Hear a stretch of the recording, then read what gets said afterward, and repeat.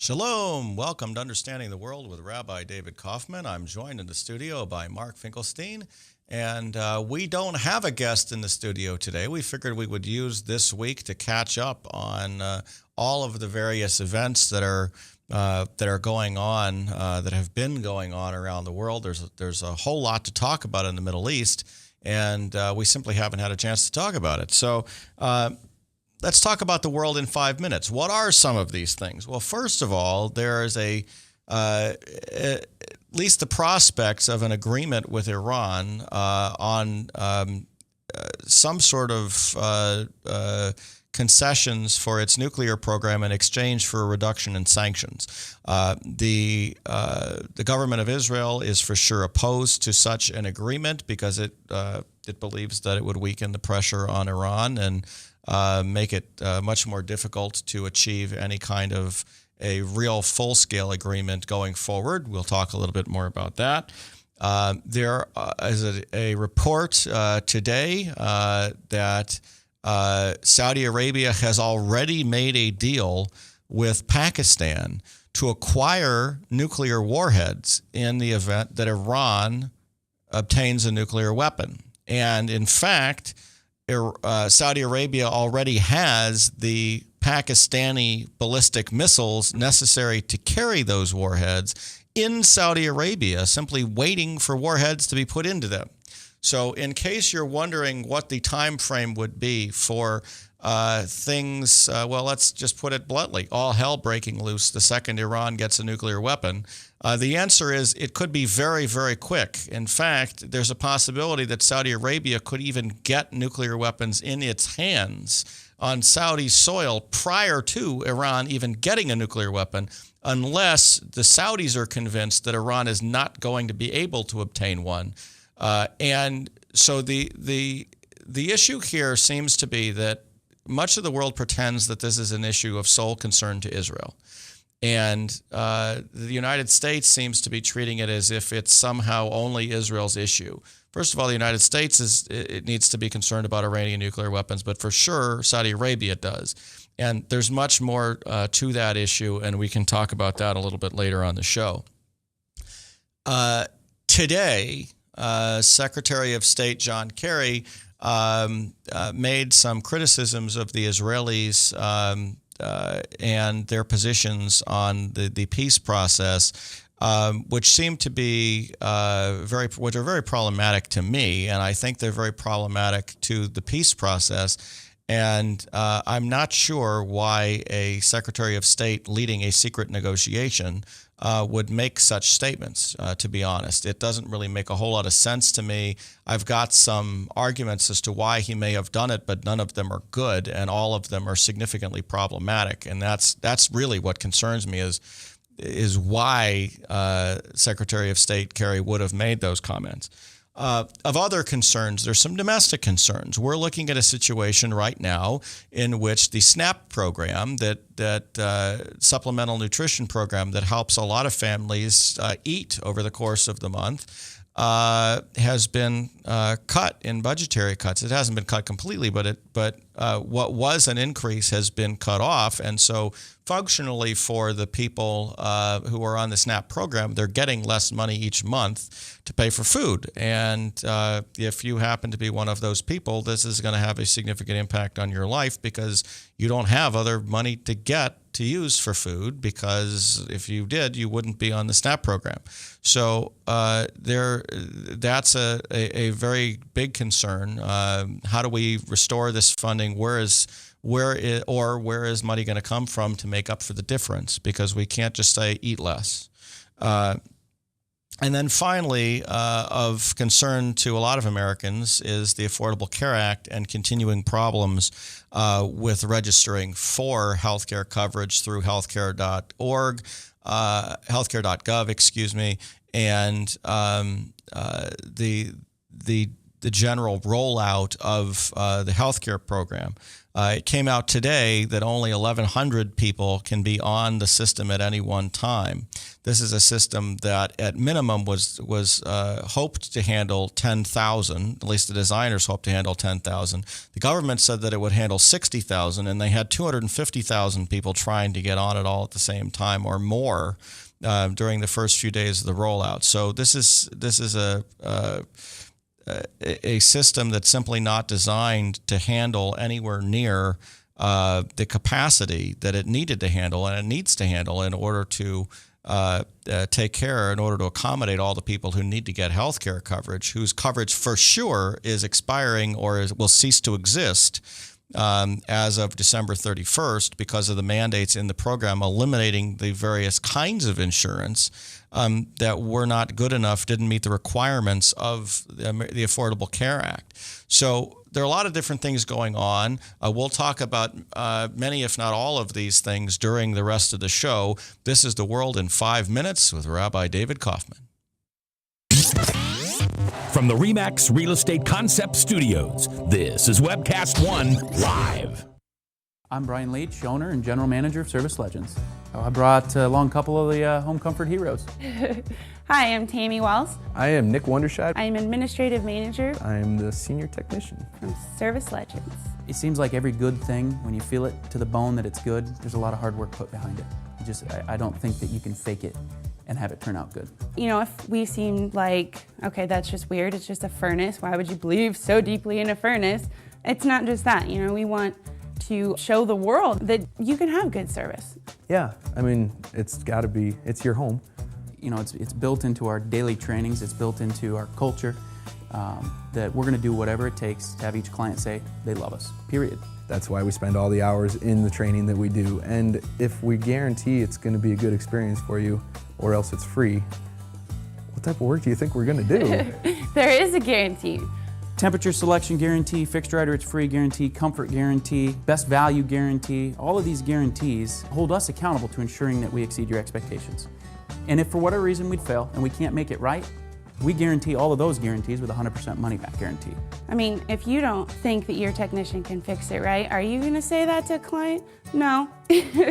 You don't have to worry about having a technician come to your house. We drug test, background check all of our team members. We put safe people in your home. Each and every one of our service techs, 400 hours a year in training. You tell it the minute they walk in the door. They know what they're doing, they've done their homework, and they actually truly care about what you want. Because at the end of the day, you're the person that makes sure I have a job. They're gonna be listening. They're gonna wanna know what your challenges are. Then they're gonna come and give you options, and you get to choose. If I'm there to help and I make it easy and painless, I did my job right that day. Well, when it comes to your comfort, safety, and your family, you know, you don't necessarily go buy the most expensive, but you get the most bang for your buck. Oh, it's worth it, because there's a lot of people that will find a way to get it to work right now and then leave and then come back, charge you again, and the cycle just repeats itself. So when I'm out there looking at the furnace, I want to find why it failed today. How can we change the part today with something that you're not going to have to worry about? Is it worth changing the part today? I mean, you can put a lot of money into a furnace. I can fix parts all day. There's good job security in that for me, but is it the right thing for you? I get a lot of the phone calls of after the technicians are there. They're just in awe. They're like, wow, you guys are great.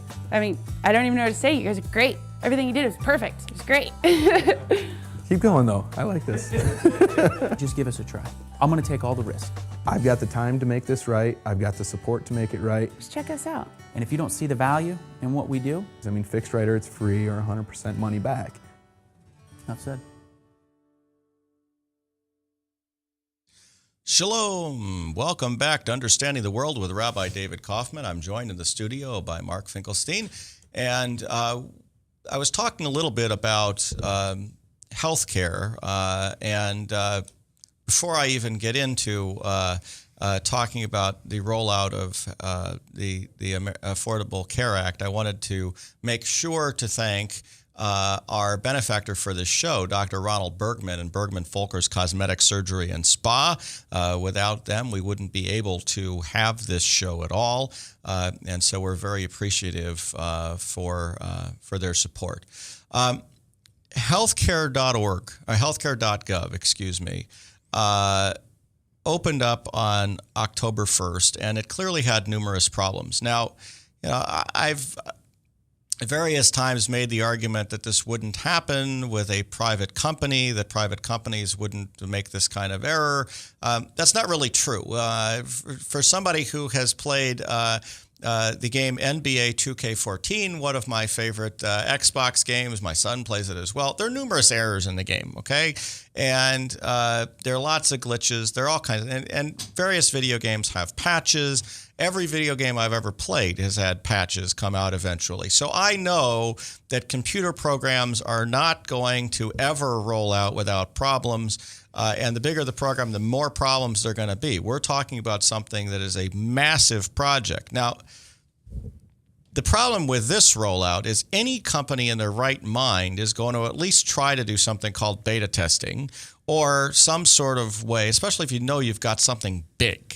You're putting out something that is enormous, that is going to involve lots of people. You want to make sure that really big things like knowing that your computer system can handle 1,100 people instead of 250,000 people, it might be useful. You might be able to say, you know what, maybe we should start signing up Des Moines this week instead of signing up all of the United States this week. These kind of things would have made it much more helpful. Now, the problem is, can the federal government do that? I would argue it can do that. It just chose not to because of the political situation. Is it not possible that this caught everybody by surprise? I don't think so. There are clear. The reports that came out today said they knew about it. What I think happened, Mark, is that the government decided that they had no choice politically because the Republicans were banging so hard on the let's delay the implementation, it's not ready, it's going to have problems. The Democrats decided they couldn't play into that, and they just had to go forward with it. I think if everybody was cooperating and playing nice with one another, things would have happened differently because at that point the government would have been more willing to say, you know what, we need to rethink this. The biggest problem, to be honest, is December 31st, a large number of policies, millions of policies, as a matter of fact, simply go out of existence because they're banned according to the Affordable Care Act. There are policies that don't provide the minimum requirements of the Affordable Care Act, and therefore they are not going to be available. So the people who have those policies can't just hold on to them. If the government says, oh, you know what, we're going to delay this until June or July, even if they decided we're going to delay it until March, it doesn't matter. Those people are going to be uninsured as of January 1st. They have to get coverage. Well, what about the possibility of putting in a temporary fix? You know, you mentioned the possibility, for instance, of limiting enrollment to certain states or areas that would decrease the volume on anything. But in terms of the government saying, look, we can't fix it so that your policies will be reinstated, but what we can do is we can promise X, Y, and Z in the interim. Well, what I think they need to do, to be honest, and I think Congress would be smart to do this tomorrow, but they won't because the whole idea of partisan politics is to make sure that the president suffers as much political damage as possible out of this. What they really need to do is they need to say if your coverage is expiring December 31st, you're first in line. Right. And that they need to say, we're not going to let anybody else sign up for the next 3 weeks. And we're not going to only those whose coverage is expiring. Then you can cover all the people whose coverage is expiring, and then you can move on. And there may be something else to do to ensure that people don't fall through the cracks before this is fixed. Or you have a little button that you click on the website, my coverage is expiring, or I need new coverage. I don't have coverage. And then you can sign up. Instead of having everybody go through the whole comparison thing, is it better than what I have now? Right. You give priority to the people who are going to be completely screwed if they don't have coverage as of December 31st.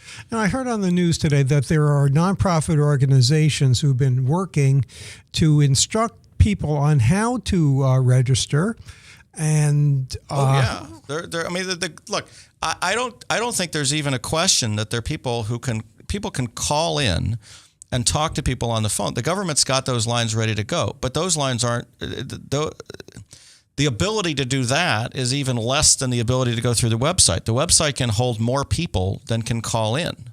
So what you're dealing with a lot of the time is people with lengthy medical histories, Right. some of whom may have difficulty communicating their medical history. This has to be vetted to begin And with. Yeah. I mean, you know, And I can tell you there are a lot of people, especially people who are ill, who have long medical Right. histories, who may take an hour, 2 hours to go through this with somebody online to make sure that they understand it on the phone. I mean, You don't think? and so there needs to be the rollout of this to try to do this in 3 months seems to have been extremely ambitious. Especially since the people who are most in need of getting coverage are the ones who are most sick, which means that the ones who are most sick are going to have both the most difficulty doing it, Right. and the most information to put in. Yeah. There are other people complaining about things like privacy concerns and things like, and I'm not saying that those aren't valid. What I'm just saying is that you've got a situation in which you have very sick people, many of whom have never had coverage, and many of whom have had coverage that is now Terminated. obsolete. Yes. And those people are going to have more difficulty signing up. They're going to have more difficulty understanding the process. And the government really needs to go out of its way to help those people. And I don't know that the government has set up, at least at this point, a way to direct those people to a certain place to get them additional help. I would have to believe that within the administrative structure, there's now been a committee that said, look, we're going to have a problem because of the deadline restrictions and all the screw-ups. Why don't you suggest 3 or 4 ways that we could circumvent this on a temporary basis? Don't you think those discussions are happening? Well, I think there's a lot of discussions happening. The question is politically, what can they do? You can't have the government just blanketly insuring people who aren't able to sign up. I mean, which would be the solution? I mean, what are you going to say? You can't force the insurance companies to honor policies that don't exist. You'd essentially be creating a single-payer system that doesn't exist to cover the people while you're waiting for them to sign on. Right. So you're talking about a massive, I mean, even more massively difficult problem than you would have before. Can you imagine being a doctor wondering how they're going to get paid from a government program that doesn't exist? In a situation where the Republicans and Democrats can't even dialogue about what's going on, who would fund that? So you have the political level on top, then you have the structural level, and then you have to have some sort of mechanism to enact whatever plan you have. It's fairly clear that the rollout simply could not have worked the way that they planned on it. Not only because the computer system didn't work, but simply because they didn't know all the problems that they were going to have when they rolled this out. They're now having to adapt to new problems. It's clear that it wouldn't have worked if they had beta tested this. If they had said, let's roll it out in Iowa as the first state, or let's roll it out in a state that was really super gung ho about it. I mean, we can find Florida, for example.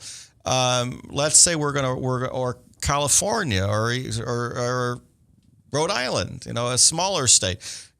Let's say we're going to roll it out there. Let's make sure that we've got all the kinks worked out as best we can.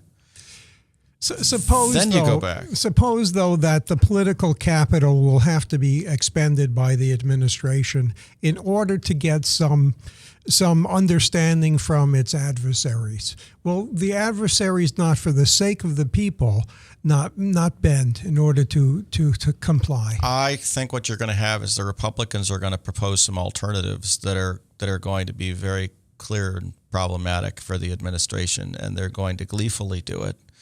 And I can see it happening, in December as things are still not working out. Yes. And will the administration what it'll be, I don't know. I mean, I don't even know what possible alternatives there are. Yeah, Mark. that's leverage, though. The fact that this will happen, you would hope that the welfare of the country transcends whatever temporary political problems that are engendered by this. Absolutely, and we'll I'm sure talk more about the healthcare situation next week when we're joined by Rachel Laser and Barbara Weinstein from the Religious Action Center, who will be our guests on the show next week. Yeah, we're not even talking now whether the plans are beneficial or not. Oh yeah, I mean, look, this is just the technicality of rolling it out. The real problem we're running into here is we don't even know whether this is a good program on the whole yet, because we haven't even gotten to that point yet where we were able to analyze what's actually happened. I know people for whom it's helped already. Of course. And there are clearly people who are going to have problems with it as well. There's nothing that would work for everybody. So just to extend this for a second, the fact is, this is something that will enable more people than ever before to get health insurance who are not covered now. That itself is a blessing, regardless of the political conundrums that go with it. Don't you want people to have health insurance? Well, yeah. I mean, look, we want people to be able to have as much coverage as they can get. Certainly, that keeps things affordable for the rest of us. One of the concerns now is that a lot of young people aren't bothering to sign on to the program, and they're the ones who are designed to not need the system and therefore pay into the system without taking out of it, right? And keep the system healthy. If those young people decide they'd rather pay the fine, if the healthy people decide they'd rather pay a $1,200 fine than buy $5,000 health care coverage, we're all in trouble. The system is going to be in trouble. Right, because it has to be funded from the bottom. Yeah. And what we're hearing to a certain extent is that some groups of people are being promised some sort of a discount, which has to come from someplace else. The funding, if somebody is going to get a discount, that has to be funded from some monies. And therefore, you have to eventually compare the inflow and outflow of the funding to begin with. Yeah, I mean, look, it's just like the tax system, Mark. You can't long have a system where it's spending money and there's no money coming in. When I did my initial research, and I worked on trying to figure out how to solve the healthcare situation for a long period of time, and we're talking about group plans that would cover multiple organizations in Iowa.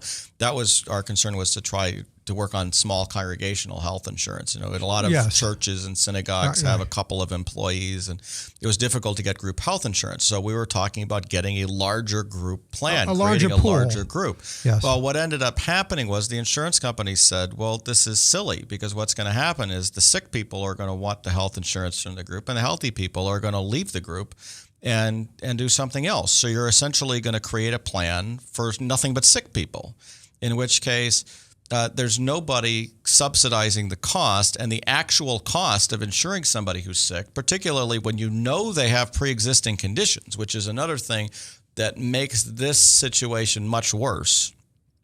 Okay, much more costly, much more damaging to the insurance companies, is that if somebody's on $500 a month healthcare medicine coverage, you know you're spending $6,000 a year without even batting an eyelash on anything else. Mm-hmm. That's no doctor's visits. That's no hospitalization. It's nothing.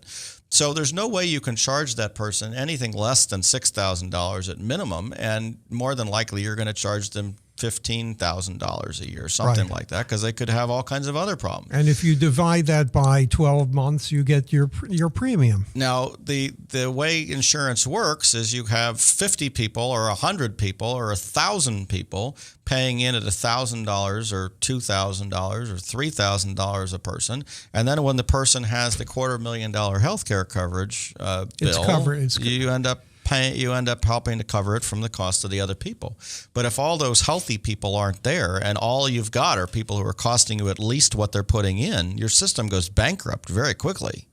That's a recipe for rapid disaster. So there are a couple different concerns that are going on here. One of the concerns going on is that people aren't able to register to begin with. The people who are most likely to say, just throw up their hands and leave, are the healthy people.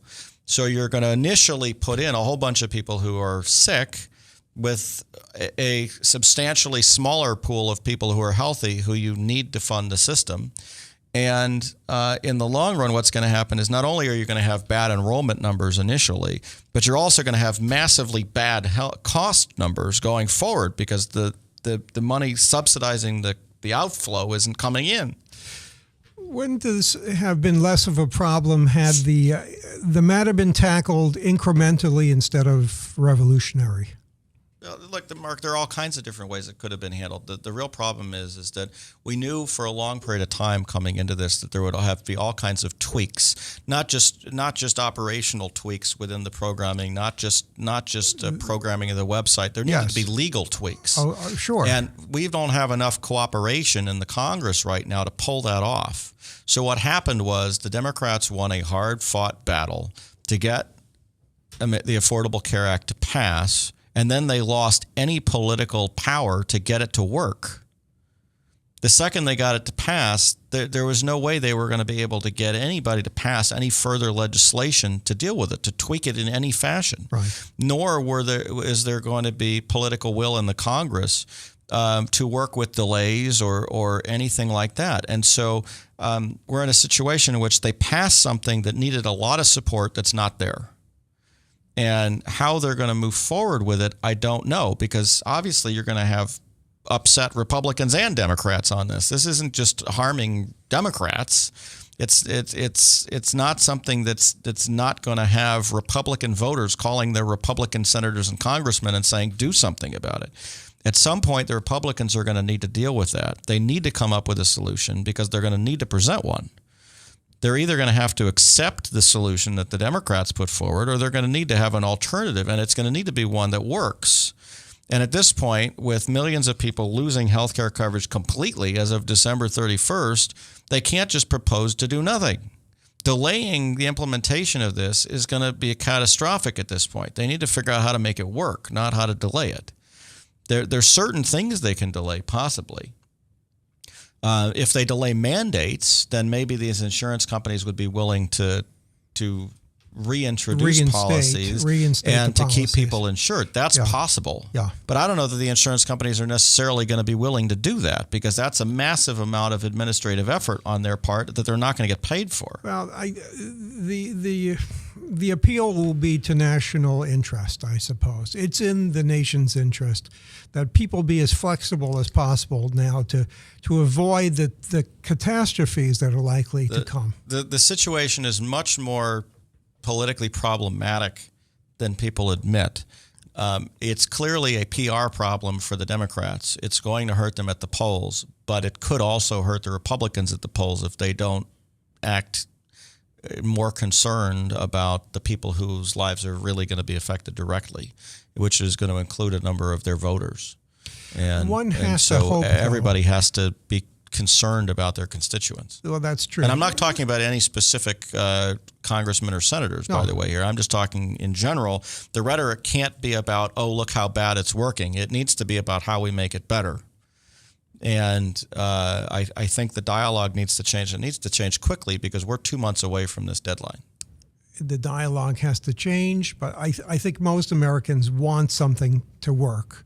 We don't want people to suffer unnecessarily. Absolutely we don't. And we're going to know people who are in this situation. Yes. Every single one of us is going to know somebody who's not going to have health care coverage, right, or who is going to find themselves in a situation because of this. There's all kinds of problems going on in the world here, Mark. Do you want to go through the Daily Alert today and just tell people what all's, just go through some of the stuff. It's an unbelievable array of major issues. Yeah, one of the things that occurs to me is the domino effect of what's going on with Iran. It's long been suspected that if Iran gets even close to obtaining nuclear weapons, that there will be a desire within the other countries in the Middle East to get their own. And if indeed Saudi Arabia is making sounds to that effect, that scenario seems to be playing itself out. Absolutely. I mean, it's not just going to be Saudi Arabia. It's going to be Egypt. It's going to be some of the other countries. We're going to see a question of if the United States doesn't come in and either station weapons there or sell those weapons or allow the Saudis to have their own weapons. They're going to work with the Pakistanis, or it could be other countries come in, whether it's the Pakistanis, it could be North Korea. I mean, we could end up completely losing control of the situation here very quickly. So this is a nuclear non-proliferation issue to begin with. And those, the simplistic answer given by people is, well, if only Israel would relinquish its weapons or sign the particular treaty, everything would go back to neutral. There's a two-letter term I want to apply to that argument, but I'm not going to. The issue is very clearly this: Israel has been believed to have had nuclear weapons for the last 40 years, That's right. or close to it. That's right. This proliferation hasn't happened. So the argument that it's all about Israel's nuclear weapons is completely wrong. The clear argument here is that because of Iran's nuclear weapons and the Sunni-Shia conflict and the belief that Iran wants to be a hegemon in the region, that the other countries that want to stand up to Iran, particularly Saudi Arabia and Egypt, need to have nuclear weapons. The level of dis-ease and the level of fear, perhaps? Not just fear, but the belief what's going to end up being a necessity of overreaction is going to take hold of the whole region. You're going to see massive increase in military expenditures across the entire region because nuclear weapons provide cover for conventional weapons and terrorism. Well, that's right. So you're not just going to see these countries going after nuclear weapons. You're going to see Saudi Arabia saying, "Oh my God, now we need to defend. We need to more strongly defend against conventional weapons." Conventional weapons and the use of weapons by proxies. And also unconventional weapons, use of terrorism and all kinds of things like that. We already know Saudi Arabia has fought a conflict with Shia in Bahrain. Mm-hmm. This conflict has already happened before. Now, if you have a nuclear weapon in the possession of the Shia rebels in Bahrain because Iran has given them something, even if it's a dirty bomb, you completely change the whole dynamic. Now, there are several components we're talking about. Certainly the refinement of uranium or plutonium so that a weapon can be synthesized by itself, plus the weaponry to deliver that system. What do we know about weapons to deliver systems? Well, look, we know Iran has already developed delivery systems. They've been developing delivery systems for a long time.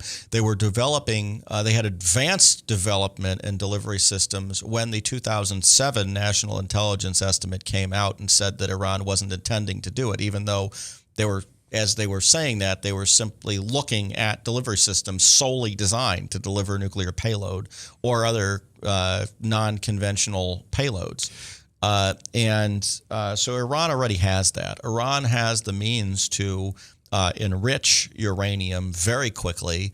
As a report came out yesterday that I saw said, look, 20% enriched uranium is actually 90% enriched toward being ready for a nuclear weapon. You're not talking about something that's 1/5 of the way. You're talking about something that's 9/10 of the way. Right. And it doesn't take much longer to get it in weapons grade at a weapons grade level. So Iran is most of the way there already. We're talking about capability, and I've discussed this on this show before.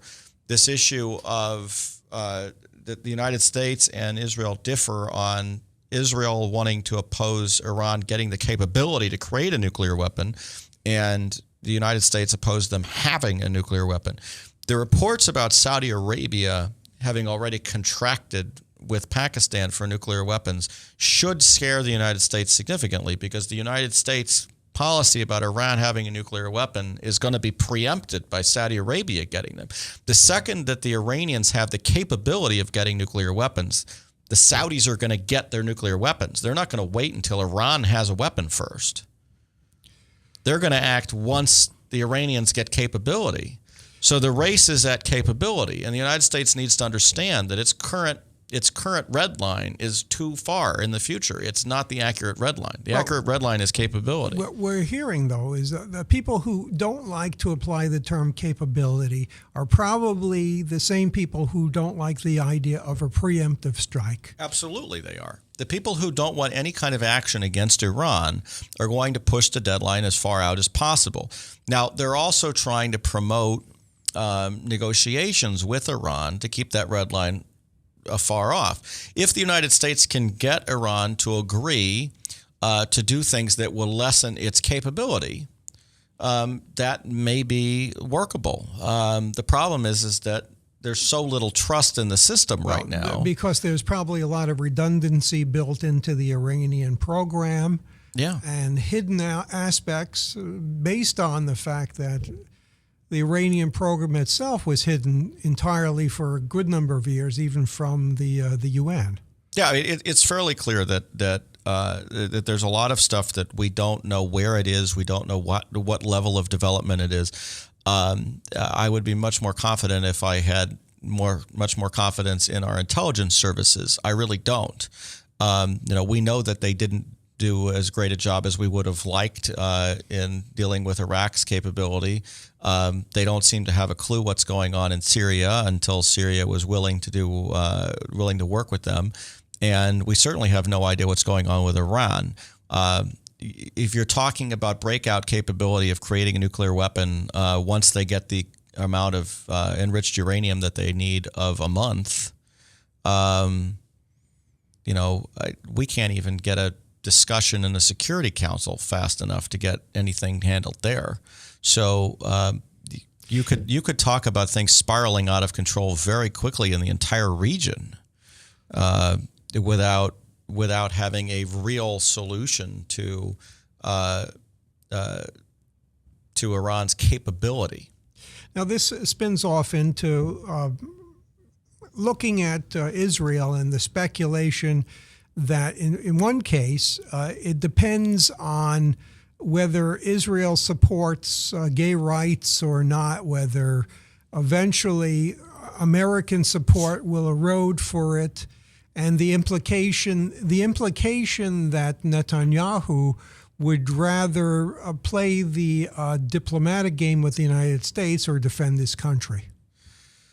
Look, we can also talk about the veiled threats that Secretary Kerry made in his comments about settlements too.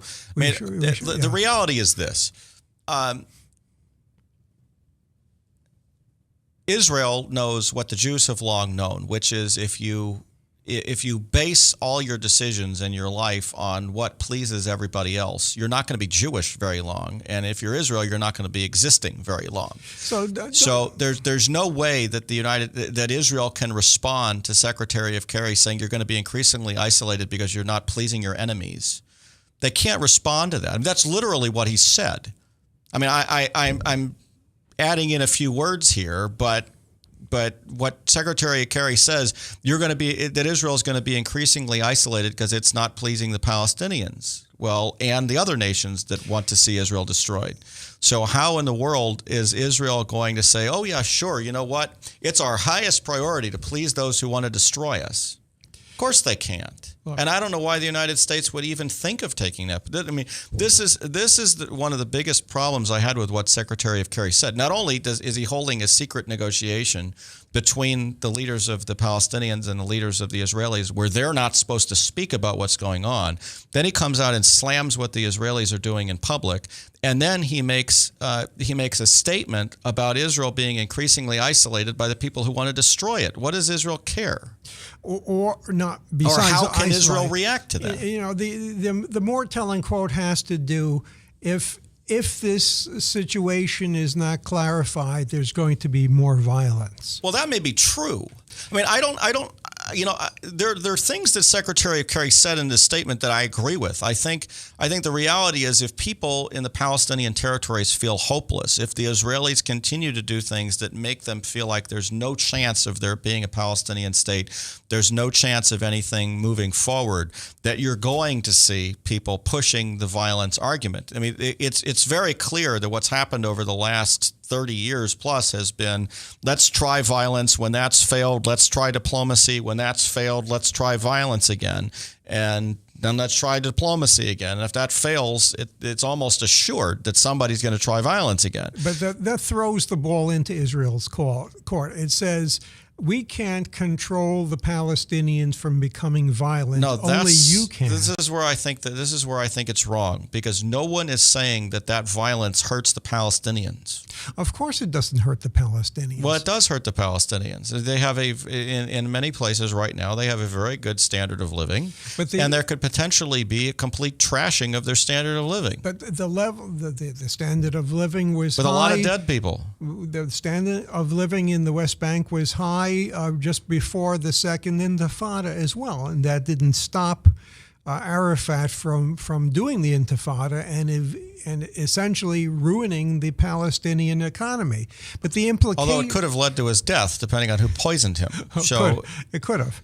But I guess the point is, look, when Kerry says to Israel, if you don't play ball, they're going to be violent against you, and it's going to be your fault. Well, but that's a matter of who's doing the blaming. Well, Kerry's doing the blaming. I understand that, but I don't know. I don't think as an American we can say that. Now, John Kerry, as a progressive left-leaning Democrat, may be able to say that, and that brings up the entire political party bias issue, because I don't think Republicans would say that. So you're in a situation in which the Democrats are blaming Israel for the problems, and the Republicans would not. And that would be a very good indication. And I think the Democrats need to be very, very careful of this, because they could well turn Israel into a partisan issue on that issue alone.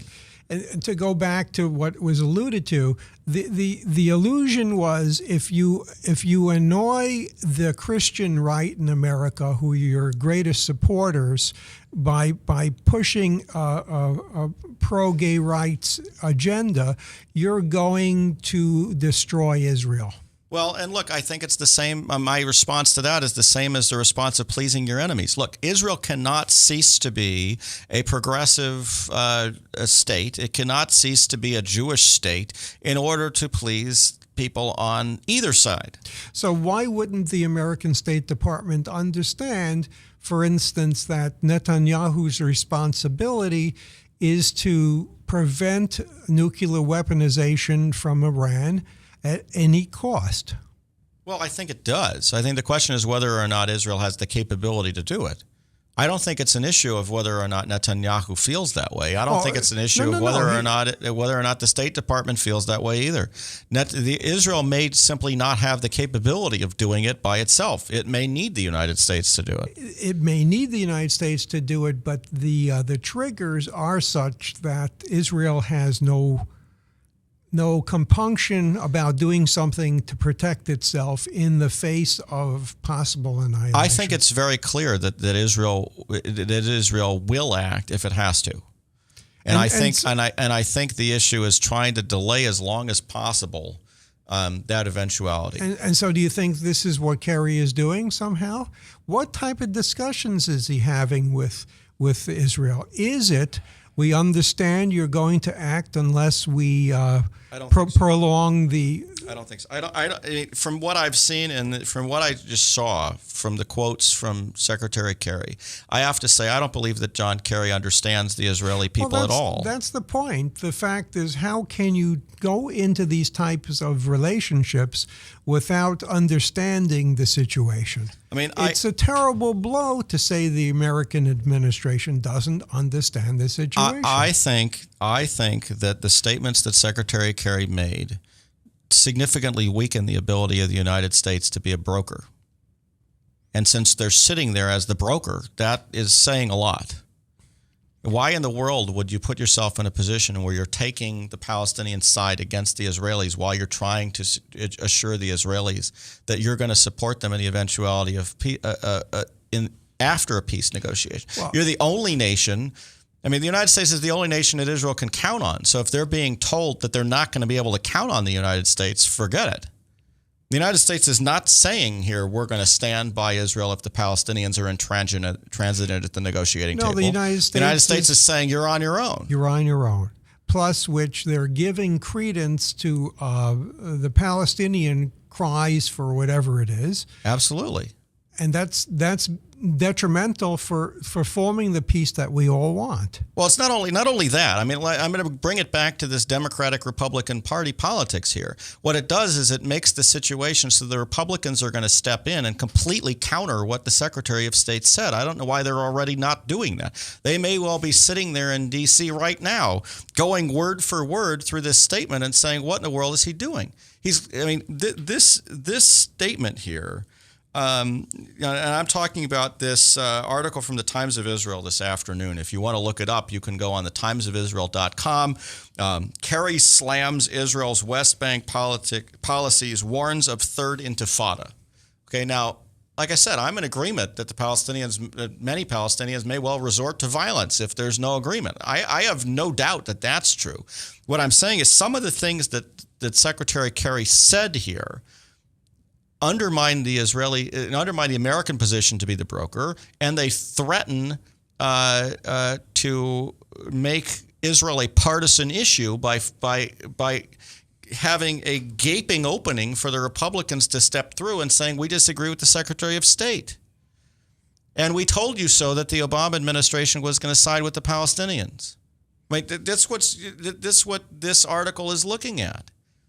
And it infuriated me when I looked at it. How can they possibly take that position? Even if it's true, even if every word he says here is true, you can't say it. You can't articulate it in public. You can't say it. Yeah.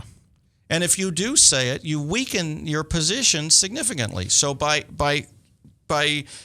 saying that they're basically siding with the Palestinians in public on these issues, and so the Israelis are automatically going to react against it.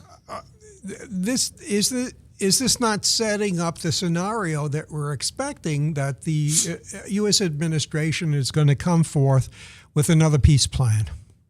Well, the reports are that if nothing's happened by January, the United States may well propose a peace plan. And the problem with proposing a peace plan, a number of things. One is no peace plan is going to please either side. Nothing they propose will please either side. If the issue is that Abbas is not politically capable of compromising on right of return and some of the other things, the basic issues, and that Netanyahu is not politically capable of compromising on some of these things, it doesn't matter what the United States proposes. If there's no political capability to make it happen, then they could propose the moon. It doesn't matter. Well, I can envision the fact that some of the people from the left especially says it's about time the United States is going to impose its plan. Well, look, if the United States imposes the plan to the point of extortion, then what you're going to have is Israel withdrawing from its close relationship with the United States and moving to other people. I mean, it'd still have a certain relationship because it'd wait for the next administration. Right. I mean, Israel could well say, "Okay, we're going to wait 4 years. You're going to let Iran go nuclear because we're not making peace with the Palestinians. You're totally insane." But the critics who would support the imposition of a plan would say, in essence, Israel is going against American interests, and why shouldn't America have its own interests? America should have its own interests. I'm talking about how you go about getting them. And one of America's interests should not be harming its allies to benefit its enemies. And the critics would also say, we give Israel X billions of dollars. Why shouldn't the United States lean on Israel to do something? Well, the same reason it's not effective in dealing with Egypt. Israel doesn't need the aid right now. The primary, I mean, it's happy to get it. But the primary reason you give aid is to have influence. If you cease giving aid, you cease having influence. Well, and Israel could certainly work with other countries around the world and get arms. There are plenty of countries that would like to have influence in Israel in dealing with the trade and airspace and technology and all kinds of other things. I mean, this understanding that the United States doesn't benefit from a relationship with Israel is ridiculous. The United States benefits hugely from its relationship with Israel and to a certain extent grossly in disproportion for the aid that it gives Israel.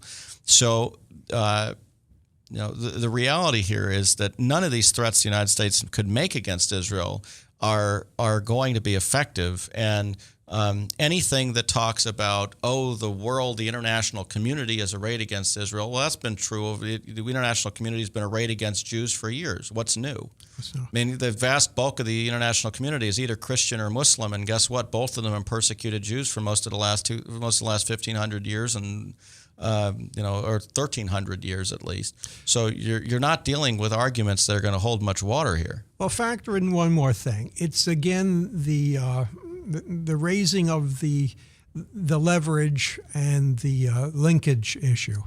Well, and the linkage issue, I just wrote an article on the linkage issue on the weareforisrael.org website yesterday. So Mark is referring, thankfully, to my article about the fallacy of linkage, and it's still a fallacy. The reality is that the Arab nations who will ever support military action against Iran already do. They are not prioritizing the Israeli-Palestinian conflict in any way, shape, or form. They want Iran stopped from getting nuclear weapons.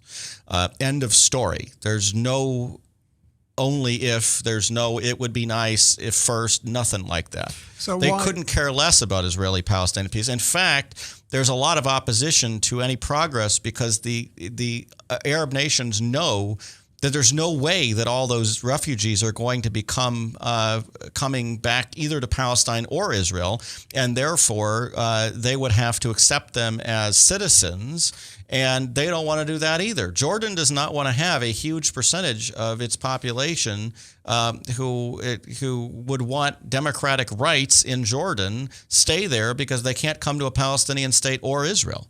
So Jordan's perfectly happy with no agreement. So isn't it conceivable that the American administration truly believes that linkage is the primary factor, and then by trying, that's the reason, to twist arms so as to eliminate, we hear this all the time, if the Israeli-Palestinian conflict were to go away tomorrow, it might not solve all the problems, but it just takes another problem off the table. Well, it does take another problem off the table. I mean, let's talk about the reality here. There are people who are pissed off at the United States for its support of Israel. There are people who are upset with Israel for its treatment of the Palestinians. I mean, in and of itself, it is a problem. And speaking as somebody who's an advocate for a two-state solution, I want to see the Palestinians have their own state. I want to see Israel not have to have control and dominion over a large percentage of its population that it doesn't want to grant citizenship rights. That needs to end. The question is how to go about doing that, right? And putting that in context of the Sunni-Shia conflict, it's ridiculous. It's like talking about a gang war in Chicago compared to a war between the United States and Europe, for example. I mean, you're sitting here in a situation where the Sunni-Shia conflict is so much bigger. It is vastly bigger. You're talking about conflicts that have killed millions of people historically, millions of people, not few thousand, not that threatened an intifada that would cost hundreds of lives. You're talking about conflicts that cost tens of thousands of lives a month around the world. You're talking about a conflict that has cost over 100,000 lives in Syria alone in the last half year. So the idea that the Israeli-Palestinian conflict somehow is the premier conflict is absurd. And Iranian nuclear weapons are part of the Sunni-Shia conflict. They're part of a much larger conflict that threatens to cause vast amounts more damage than anything having to do with the Israeli-Palestinian conflict, to the point that the people who are involved in that conflict couldn't care less whether the Israeli-Palestinian conflict is resolved. What they want is the United States not to pay attention to the gang war in Chicago. They want the United States to pay attention to the major threat coming from against the entire country. The Saudis want the United States to keep their eye on the ball. Okay, we heard the administration talking about keeping its eye on the ball and dealing with Al-Qaeda and all this stuff. The ball right now is Iran. The Saudis couldn't care less what's going on with anybody else. They want to see the United States pay attention to Iran. Egypt wants the United States to pay attention to Iran. Okay, the rest of the Gulf region wants the United States to pay attention to Iran. All those countries are in agreement with Israel right now as to what the priority is. So I can see the American administration says, yes, we know the main problem is Iran. We can't fix Iran right now, but what we can do is spend a little more elbow grease and try to fix this one. Leon Wieseltier said a statement that I think is perfectly appropriate. It's perfectly fine for most of us to be bystanders. We can all say, you know what, I can't figure out why it should be. I can't affect it. If you're the president of the United States, if you're running our security, you don't have a choice of being a bystander. We have to. This is not a let's try. This is a do not try. We have to stop Iran from getting a nuclear weapon. We have to stop Iran from getting a nuclear weapon at all costs. Okay. Are we transitioning then to a containment strategy? I think a containment strategy is already a disaster. And I think if we're transitioning to a containment strategy, we've already lost so much. There's so much damage is going to happen in the region because the containment is not going to be just containment of Iran. It's going to be containment of nuclear weapons in Saudi Arabia. It's going to be containment of nuclear weapons in Egypt. It's going to be vastly ramped up military-industrial complex with all kinds of skirmishes going on with the constant threat of nuclear retaliation for any of them. You're talking about an escalation of the violence in the region that the region has never seen. And you're talking about that because the United States is unwilling to attack nuclear reactors in Iran. It makes no sense to even consider a containment strategy. My question, though, is there the likelihood that the strategy of the United States has subtly already shifted to containment? Well, like I said, I mean, if I'm hoping that they're not lying when they say it hasn't. I mean, that's the only thing I can tell you. I'm hoping that they're not lying when they say it hasn't, because if they are lying, we're already up to our necks in it. I mean, that's the reality we're dealing with. I don't think it's going to get there because I don't think the Israelis can allow it to happen. I think the Israelis will attack Iran every other month for the next 3 years until a Republican gets elected, if that's the case. They, even just to delay it, they will do that. I believe that. I think that the Israelis are under the impression that no Republican would be making the decisions that they're facing right now with the Democrats. And if they feel that way, the Democrats need to understand that they're going to act. And this is a problem for the Obama administration, because the Obama administration can't act as if it's the only voice that's ever going to speak for the United States. It's got to understand that there's a time limit here, and that if the Israelis feel like all they need to do is hold out for the next administration, they may well do that.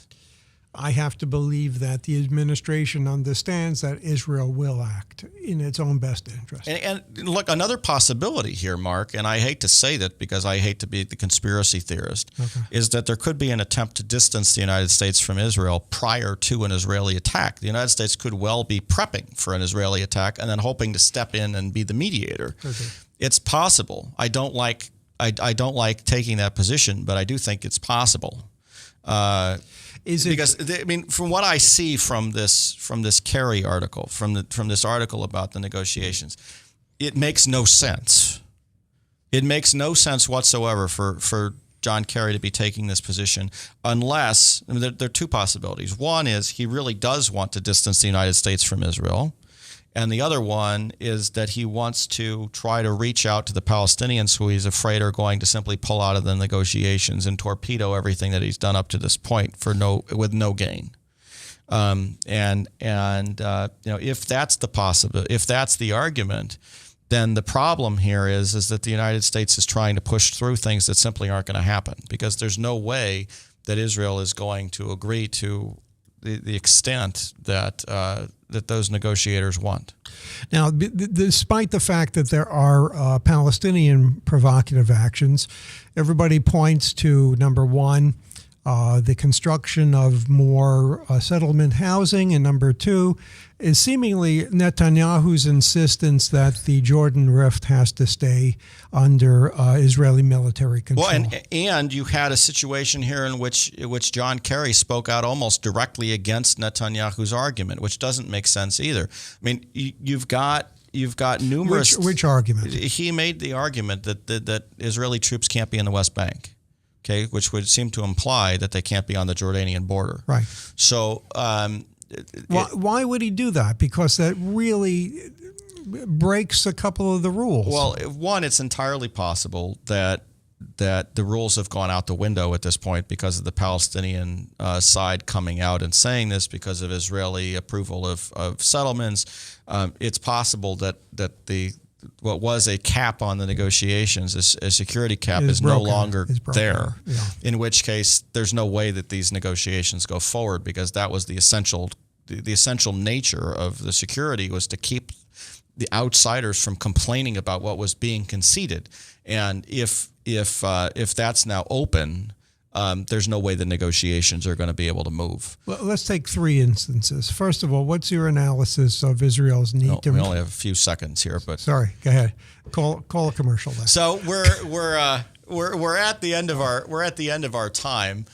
We have next week 2 special guests from the Religious Action Center, Rachel Laser, and I think it's Rachel, it may be Rachel Laser, to use her Hebrew name, and Barbara Weinstein, who will be joining us from the Religious Action Center next week. I hope you have a wonderful weekend. This has been Understanding the World with Rabbi David Kaufman, and I will see you next week. If Tom Coates from Consumer Credit of America was your personal webmaster, Tom would filter out all bad debt emails. If Tom was your mailman, you'd never get any debt reduction junk mail. If Tom Coates was a lineman, he'd block any phone calls offering to reduce your credit card debt. Hi, I'm Tom Coates with Consumer Credit of America, and we're still your best choice for credit counseling. We're local, we're accountable, and we can do more. You make the call when the time's right for you. When it comes to competition, there really is none for Consumer Credit of America.